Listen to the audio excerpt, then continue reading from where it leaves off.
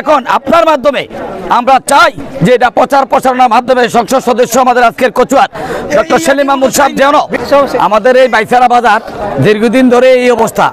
কচুয়া উপজেলার ৩ নং বিতারা ইউনিয়নের প্রিয় দর্শকবৃন্দ, আপনারা দেখেন বাজারের মেইন গল্লি ভেঙ্গে চুরমার হয়ে রয়েছে। মানুষ চলাচলে খুবই দুর্ভোগ পোহাতে হচ্ছে।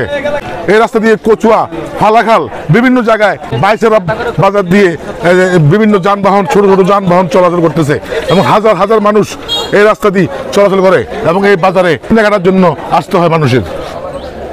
আরো অন্যান্য গল্লিও বাজারের বেহাল দশা। আমাদের এই বাইসারা বাজার দীর্ঘদিন ধরে এই অবস্থা। মেঘ বৃষ্টি আসলে কিন্তু আমরা বন্যার মতন হয়ে যাই।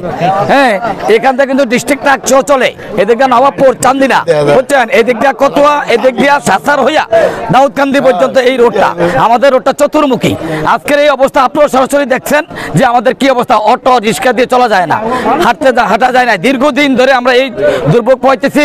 এখন আপনার মাধ্যমে আমরা চাই যে এটা প্রচার প্রচারণার মাধ্যমে সংসদ সদস্য আমাদের আজকের কচুয়ার ডক্টর সেলিম মাহমুদ সাহেব যেন ওনার নলেজে গেলে উনি যেন তাৎক্ষণিক যেন আমাদের এই ব্যবস্থাটা করে। আমাদের এখানে 2টি প্রাইমারি স্কুল, 1টি কিন্ডারগার্টেন, 6টি মাদ্রাসা এবং একটা হাই স্কুল, হ্যাঁ, এবং বাইসারা বাজার 2টি মসজিদ, বিশাল একটি বাজার। এখানে দর্শকবৃন্দ, আপনারা জানতে পেরেছেন এই বাজারের বেহাল দশা এবং এই বাজারের আশেপাশে 5-6টি শিক্ষা প্রতিষ্ঠান রয়েছে। দ্রুত এই বাজারটি মেরামতের জন্য এবং রাস্তাঘাট ঠিক করার জন্য আমাদের সংসদ ডক্টর সেলিম মাহমুদের প্রতি দৃষ্টি আকর্ষণ করছেন।